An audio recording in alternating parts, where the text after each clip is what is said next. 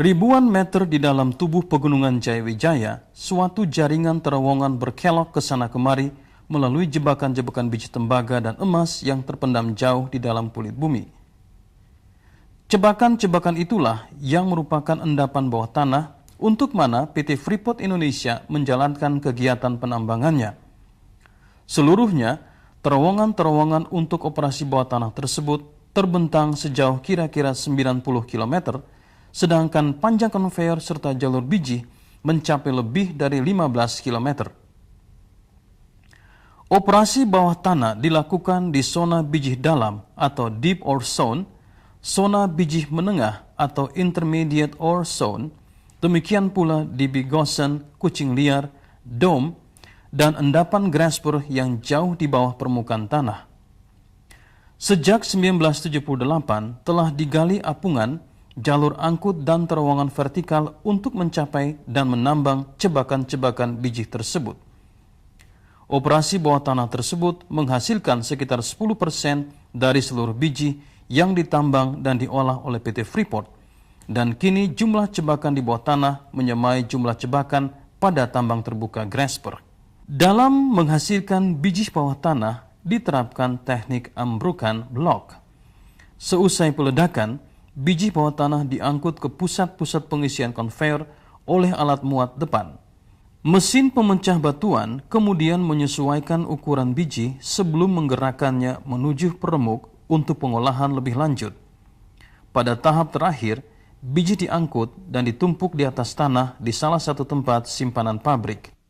Fasilitas lengkap di kawasan operasi bawah tanah mencakup segala sesuatu yang diperlukan, termasuk kantin dan gudang, untuk lebih dari 1.000 karyawan yang tiap hari bekerja di bawah tanah.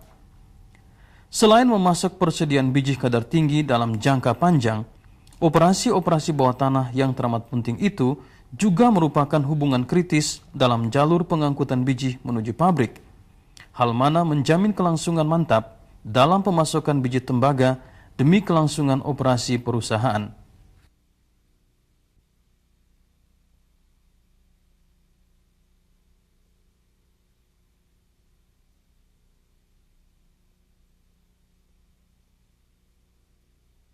Salah satu aspek unik dalam operasi penambangan Freeport ialah kereta gantung. Sistem kereta gantung tersebut terbentang dari kawasan pabrik hingga ke tambang pertama, Erzberg, demikian pula hingga gedung-gedung kantor serta berbagai fasilitas yang diperlukan dalam operasi.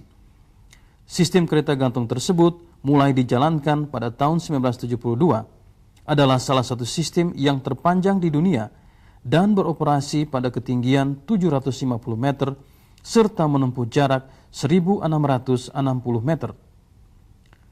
Sistem tersebut mula-mula dirancang sebagai fasilitas pulang pergi karyawan dari kawasan tambang Erzberg di samping mengangkut biji dari tambang ke tempat simpanan biji di kawasan pabrik.